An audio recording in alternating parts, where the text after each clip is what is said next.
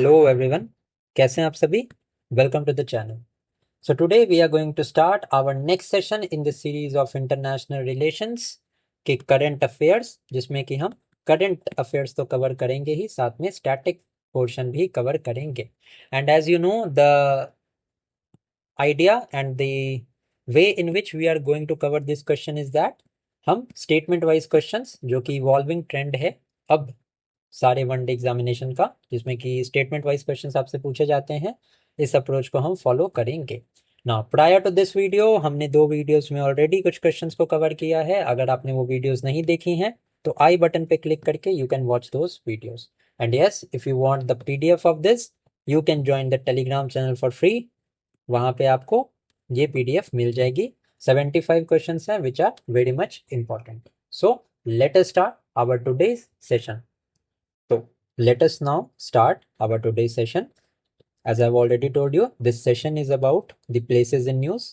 ठीक है, तो बहुत बेनिफिशियल होगा ये सेशन आप लोगों के लिए. And I will also try to make you revise the various static points so that you score well. Now the question is, with reference to the recently conflict afflicted areas globally, consider the following statements. The first statement is, the Zamzam camp and the Abu Shok camp recently facing severe humanitarian crisis are located in the Rakhine state of Myanmar. Okay, तो यहाँ से 3 points आपके for sure आपको यहाँ पे mark करना है. एक तो जमजम camp, Abu Shouk camp and यहाँ पे Rakhine state of Myanmar. So this question is true as of Rakhine state जो है वो म्यांमार में है, but this Zamzam camp and Abu Shouk camp are not situated in Myanmar. Okay, next देखते हैं. I will explain you. पहले question देख लेते हैं. Madagascar, the second largest island country in the world, recently witnessed the fall of its government following the anti-government Gen Z protest. So ये point आपको ध्यान में रखना है कि मेडागास्कर में रिसेंटली Gen Z protest हुआ था. Now the second important point is, if I ask you which is another country जहाँ पे ये Gen Z protest बहुत वायलेंट था, तो आप आंसर करोगे नेपाल. ओके, नाउ नेपाल में जो सितंबर मंथ में जो ये जेन जी प्रोटेस्ट हुआ था, इसका आउटकम क्या था? आउटकम भी आपको पता होना चाहिए. What was the outcome? So the first outcome was कि Sushila Karki became the first interim prime minister of Nepal. ये पॉइंट आपको ध्यान में रखना है. नेक्स्ट इंपॉर्टेंट पॉइंट इसके बाद क्या हुआ कि the elections where held in Nepal and बलेन Shah became the new prime minister of Nepal. Balen Shah became the new PM of Nepal. And ये तो हमने बात कर ली जो एक रीसेंट डेवलपमेंट है. इसके अलावा एक बहुत अभी रीसेंट डेवलपमेंट हुई है in the aspect of India Nepal relations. What is this development? That Nepal ने अपना मैप जो है वो लॉन्च किया है, जिसमें नेपाल ने इंडिया के 3 टेरिटरीज को अपना हिस्सा बताया है. तो ये जो 3 टेरिटरी हैं ये कौन सी हैं? ये 3 टेरिटरी है लिम्पुआधुरा, काला पानी एंड लिपुलेख. काला पानी एंड लिम्पुआधुरा, ये जो 3 प्लेसेस हैं जो कि obviously is an integral part of India. Nepal ने ये कहा है कि ये उनके टेरिटरी का पार्ट है. ओके, तो ये 3 प्लेसेस इन न्यूज़ आपको ध्यान में रखना है. ये बहुत ज़्यादा इंपॉर्टेंट है आपके लिए. अगर मैं बात करूं from the point of view of defence, तो नेपाल के साथ इंडिया कंडक्ट करता है Surya Kiran exercise. Okay, and अगर मैं बात करूं इस साल की एक्सरसाइज, तो ये पिथौरागढ़ में हुई थी. ओके, इतनी बातें आपको एटलीस्ट पता होनी चाहिए. ओके, सो सेकेंड स्टेटमेंट हमारा ऑब्वियसली ट्रू है. थर्ड स्टेटमेंट है हमारा, Sudan shares a maritime boundary with the Red Sea and features the Nile river system running throughout its territory. तो सुडान जो है वो मैरीटाइम बाउंड्री शेयर करता है रेड सी के साथ एंड फीचर करता है नाइल रिवर सिस्टम को, विच इज एब्सोल्युटली करेक्ट. अब आपके लिए ये Nile river very much important है, because Nile river is a very much disputed river, जिसका वाटर्स बहुत ही ज़्यादा डिस्प्यूटेड है दो कंट्रीज़ के बीच में। अब ये दो कंट्रीज़ के बारे में ही मैं आपको क्यों बता रहा हूँ, ये पॉइंट है यहाँ पे। I am telling you this because recently Trump has advocated कि USA will try to help to sort out the dispute regarding the Nile River between the Ethiopia and दूसरी कंट्री कौन सी है ये आप मुझे कमेंट सेक्शन में बताना। सो Nile river की एक ट्रिब्यूटरी है ब्लू नाइल, इसको भी आपको ध्यान में रखना है, ये भी बहुत ज़्यादा इंपॉर्टेंट है, न्यूज़ में रही है ये भी। ओके, नाउ बात करते हैं रेड सी की। तो रेड सी की बॉर्डरिंग कंट्री कौन कौन सी हैं? रेड सी की बॉर्डरिंग कंट्रीज, तो इसको आप डेसी निमोनिक से आप याद रख सकते हो, this which is stands for Djibouti, Eritrea, Yemen, Saudi. Okay, and ये दो ऐसी कौन सी हैं ये आप मुझे कमेंट सेक्शन में बताओगे। Okay, because it is very important for you to interact with this session. जब आप इंटरैक्ट करोगे तभी आपकी बहुत ही अच्छी कंटिन्यूटी बनी रहेगी। ओके, सो यहाँ पे सेकेंड और थर्ड स्टेटमेंट एब्सोल्युटली करेक्ट है। First statement is not true, because ये जो Zamzam and Abu Shouk camp है, these are situated in the north Darfur in Sudan, not in the Rakhine state of Myanmar, ये Sudan में है। And in addition to that अभी जो है वो एक और साउथ ईस्ट एशिया से रिलेटेड बहुत इंपॉर्टेंट न्यूज़ है। वो न्यूज़ क्या है कि एशियान के बारे में आपको पता होगा, एशियान की समिट कहाँ पे हुई थी रिसेंटली, आप मुझे ये भी बताना। एशियान की समिट, चलो मैं बता ही देता हूँ, ये मलेशिया में हुई थी एशियान की समिट, कोलालमपुर में। तो एशियान के पहले 10 मेंबर्स होते थे, recently 11th member has been added. कौन सा है ये? So this is East Timor, ठीक है, या इसका दूसरा नाम टिमोर लेस्टे है। So Timor Leste has been added as a new member of ASEAN. ASEAN का हेडक्वार्टर्स की मैं बात करूं तो this is located in Jakarta, Indonesia. And ये स्टैब्लिश कौन से ईयर में हुआ था? तो 1967 में हुआ था। इतनी बातें आपको ध्यान में ज़रूर से रखनी है। ओके, फर्स्ट स्टेटमेंट आपको समझ में आ गया, सेकेंड एंड थर्ड यहाँ पे करेक्ट है, एंड मैंने बहुत सारी आपको एडिशनल इन्फॉर्मेशन भी यहाँ पे बता दी है। So let us now proceed to the next question. Again, the next question is with reference to the recently highlighted geographical and conflict affected areas, consider the following statement. Now, the Baltic Sea is the youngest sea on the planet and the largest expanse of brackish water in the world. तो Baltic Sea जो है वो youngest sea है, this is the first statement. Now second statement है हमारा, the Kerch strait connects the Sea of Azov and Black Sea, serving as a key route for Russian exports. This is the second statement.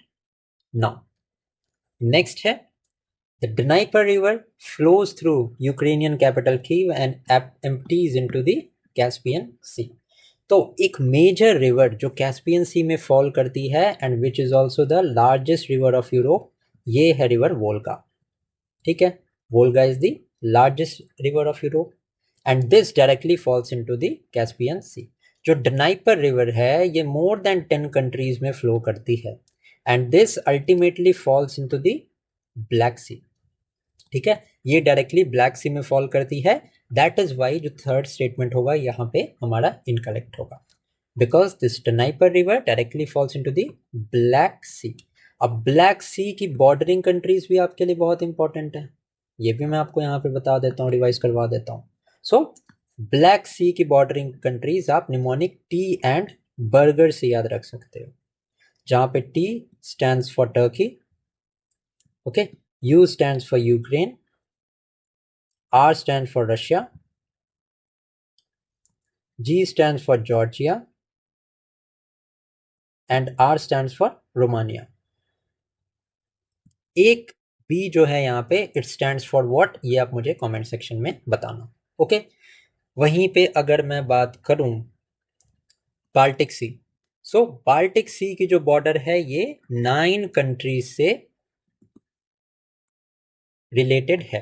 ठीक है, कौन सी 9 countries है? तो ये है Denmark, इसको आप नोट कर लेना, इसमें मैं आपसे क्वेश्चन नहीं पूछूंगा क्योंकि जनरली याद नहीं होता है बहुतों को. So I will tell you the whole 9 countries, all of the 9 countries. So Denmark है, एस्टोनिया है, then there is Finland, then there is Germany,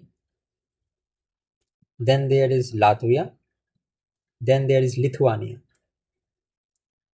Lithuania के बाद there is Poland, then there is Russia and then there is Sweden.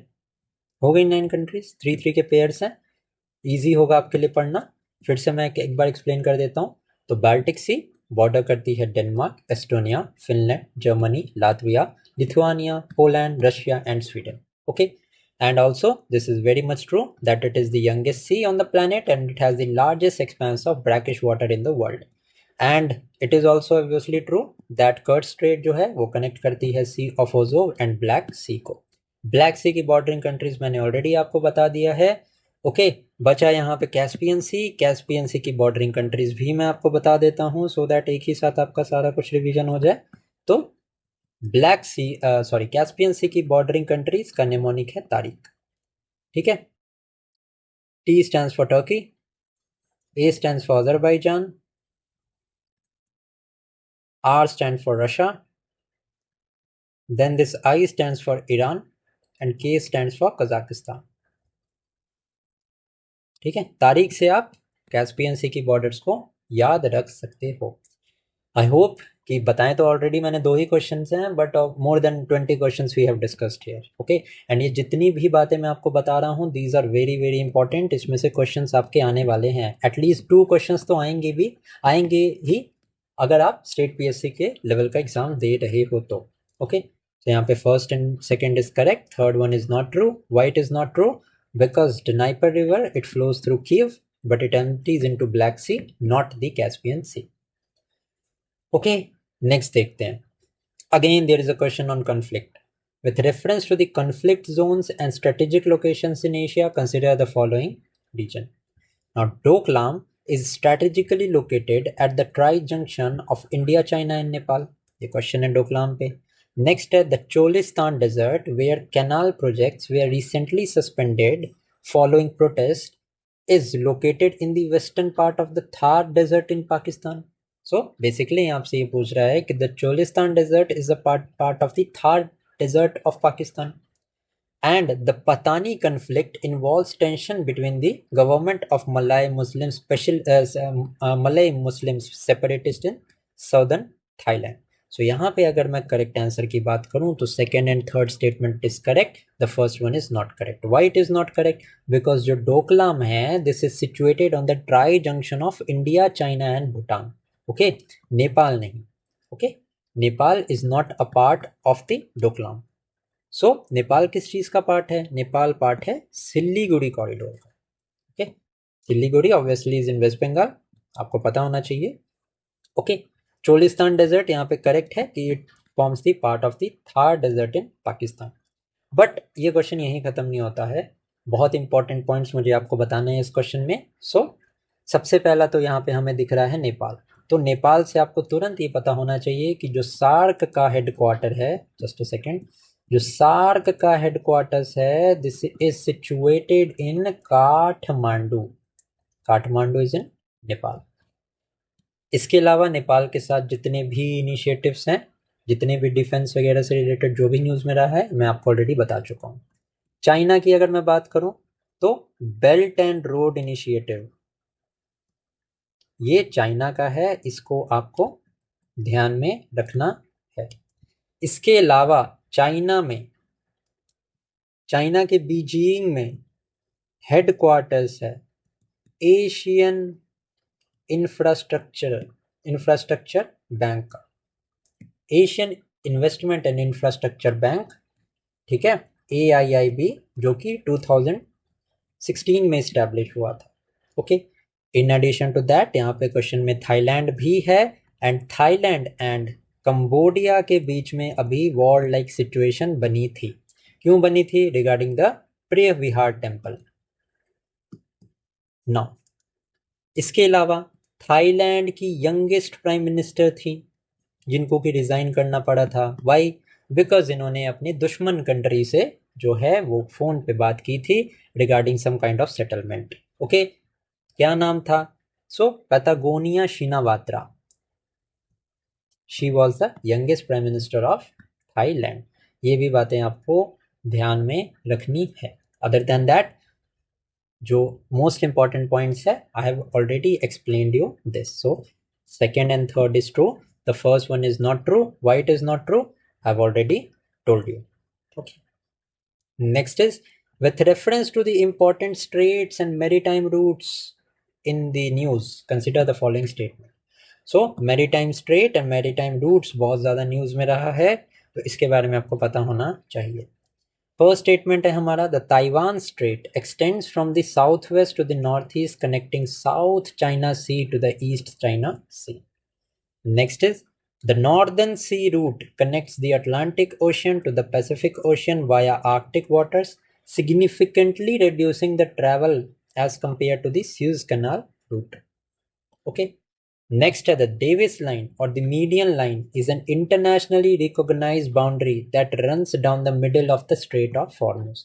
अरे भैया, third Davis line कहाँ से आ गई straight of Hormuz के पास?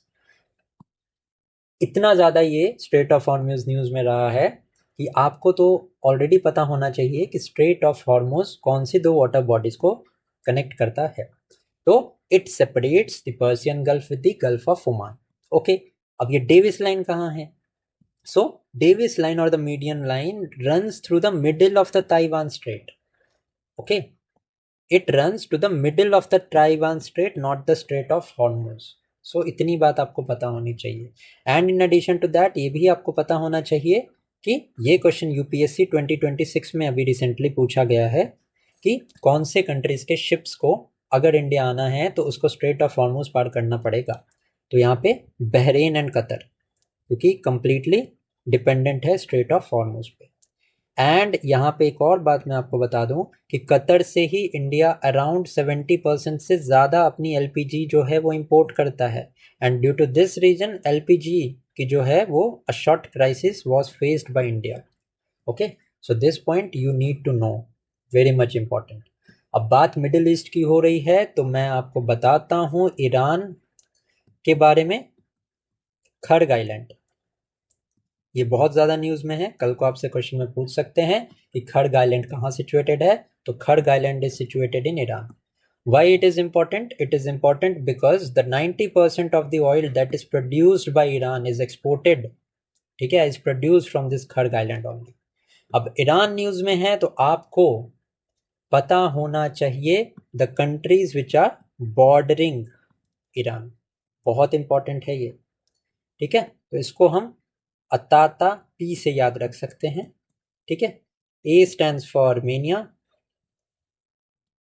Okay, this A stands for Azerbaijan, okay, then this A stands for Afghanistan, ये P Pakistan, and this I stands for Iraq.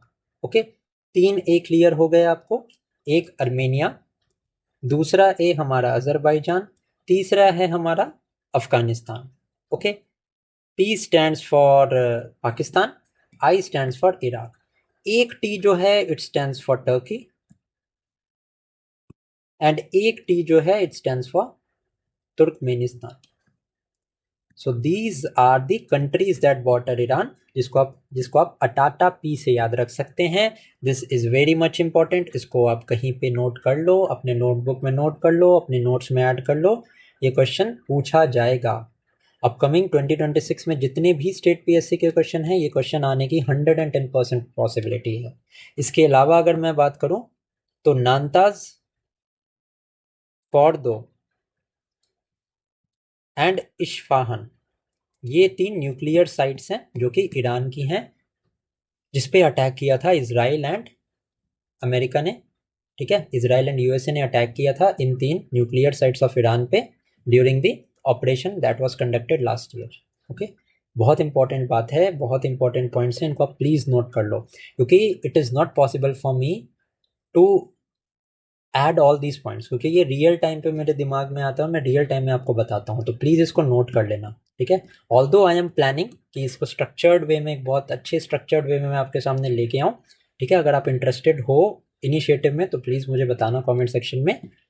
फिर आपको कुछ भी नोट डाउन करने की ज़रूरत नहीं पड़ेगी, सारा कंटेंट, सारा एनोटेड मटेरियल, सारा कुछ मैं आपको खुद ही प्रोवाइड करूँगा। I am planning on that. If you are guys are interested, do mention your interest in the comment section. Okay, so यहाँ पे थर्ड स्टेटमेंट हमारा इनकरेक्ट है, फर्स्ट एंड सेकेंड ट्रू है। ताइवान क्यों न्यूज़ में है? Taiwan news में है due to China's claim on Taiwan. ठीक है, ये दोनों उतने इंपॉर्टेंट बेशक ना भी हो, पहला वाला इंपॉर्टेंट ज़्यादा नहीं है, but this North Sea route is very much important, क्योंकि आपको पता होना चाहिए कि ये जो नॉर्थ सी रूट है ये कनेक्ट करेगा अटलांटिक ओशन को पैसिफिक ओशन से via Arctic waters. Okay, so first and second statement here is true. अब देखते हैं नेक्स्ट स्टेटमेंट। नेक्स्ट क्वेश्चन है हमारा, with reference to the island territories and archipelagos in the Indian ocean consider the following question. अब Indian ocean में सबसे ज़्यादा जो इम्पोर्टेंट आइलैंड है, सबसे ज़्यादा इम्पोर्टेंट जो आइलैंड न्यूज़ में रहा है वो है चैगोस आइलैंड। ओके, इसी पे यहाँ पे क्वेश्चन भी है। Now the Chagos archipelago is a disputed territory located in the Pacific ocean for which UK recently handed over sovereignty to Mauritius. अब आप लोगों में से जो लोग स्टेटमेंट वाइज क्वेश्चन ज़्यादा सॉल्व नहीं करते हो, वो बहुत ज़्यादा फोकस हो सकता है क्वेश्चन को पढ़ने पे ना दें। एंड अगर उन्होंने ये क्वेश्चन को प्रॉपरली नहीं पढ़ा तो 110% they will mark this question as incorrect. Why? क्योंकि वो बोलेंगे चागोस आर्किपेलागो बिल्कुल ये न्यूज़ में था, ये भी बिल्कुल सही है कि यूके ने हैंड ओवर किया था सोवरेनिटी मॉरिशस को, एंड वो इस क्वेश्चन को करेक्ट मार्क करके आ जाएंगे। बट यहीं पे वो बहुत बड़ा ब्लंडर करेंगे। क्यों ब्लंडर करेंगे? बिकॉज ये चैगोस आर्किपेलागो जो है, this is not situated in Pacific ocean, this is a part of Indian ocean. ये तो आप तब सॉल्व कर पा रहे हो क्योंकि क्वेश्चन में इंडियन ओशन है, तो यहाँ से आप लिंक निकाल सकते हो कि भैया क्वेश्चन में इंडियन ओशन है तो यहाँ पैसिफिक कैसे आ गया, बट एग्जामिनर आपको ये चीज़ नहीं बताया। ओके, तो चैगोस आइलैंड्स जो हैं ये रिसेंटली, इसके पहले के टाइम पे इनकी सोवरेनिटी जो थी that lied with the United Kingdom, but United Kingdom ने रिसेंटली मॉरिशस को इसका कंट्रोल दे दिया है। सो ये चैगोस आइलैंड जो है वो इंडियन ओशन में है, ना कि पैसिफिक ओशन। तो यहाँ से स्ट्रेट अवे हमारा आंसर आ गया, वन तो नहीं हो सकता, सो बी हमारा यहाँ पे करेक्ट आंसर होगा, जो कि है भी। ओके, एक इंपॉर्टेंट पॉइंट जो मुझे इस क्वेश्चन में आपको बताना है कि ये जो चैगोस आइलैंड है, इसका जो लार्जेस्ट आइलैंड है वो कौन सा है? चैगोस आर्किपेलागो का लार्जेस्ट आइलैंड कौन सा है? तो ये है डिएगो गार्सिया। तो आपसे ये डिएगो गार्सिया के बारे में भी पूछ सकते हैं कि भैया बताओ डिएगो गार्सिया किधर है, तो ये इंडियन ओशन में है। ओके, नेक्स्ट क्वेश्चन है, the 8 degree channel separates the island of Minicoy from Maldives. Very much true. ठीक है, 8 डिग्री चैनल सेपरेट करता है मिनिकॉय को मालदीव से। सेकंड स्टेटमेंट हमारा करेक्ट है। यहीं पे अगर मैं 9 डिग्री चैनल की बात करूं तो 9 डिग्री चैनल हमारा सेपरेट करता है अंडमान को निकोबार से। करेक्ट है, समझ आ गया। नेक्स्ट है, the Maldives is a prime example of A coral atoll consisting over 1190 coral island grouped into administrative atolls. बिल्कुल करेक्ट है, सेकंड एंड थर्ड स्टेटमेंट हमारा करेक्ट है। अब एटॉल्स की बात करें तो इंडिया में एटॉल्स जो हैं वो लक्षद्वीप में पाए जाते हैं, this you need to know. इसके अलावा अगर मैं बात करूं, ओके ठीक है, इसको यहीं पे रहने देते हैं। सेकेंड एंड थर्ड स्टेटमेंट हमारा करेक्ट है, first statement is not true. Okay, because this is situated in central Indian ocean, not Pacific.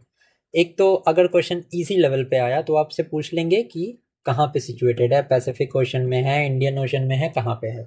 But अगर क्वेश्चन को उनको डिफिकल्ट बनाना होगा तो वो ऑप्शंस में दे देंगे नॉर्थ इंडियन ओशन, मिडिल या central Indian ocean, south Indian ocean. यहाँ पे आप कंफ्यूज कर सकते हो, सो इस पॉइंट को ध्यान में रखना कि this is situated in the central Indian Ocean. Okay, so next देखते हैं। Now with reference to the geography of the Middle East consider the following statement. Now पहला स्टेटमेंट है हमारा, the Persian Gulf is bordered by 8 countries including Iran, Saudi Arabia, Iraq and United Arab Emirates. Now the Bab el Mandeb links the Persian Gulf directly with the Gulf of Oman. अब मुझे बताओ क्या ये question सही है? नहीं है, मैं आपको ऑलरेडी बता चुका हूँ। Persian Gulf is linked with the Gulf of Oman by the Strait of Hormuz.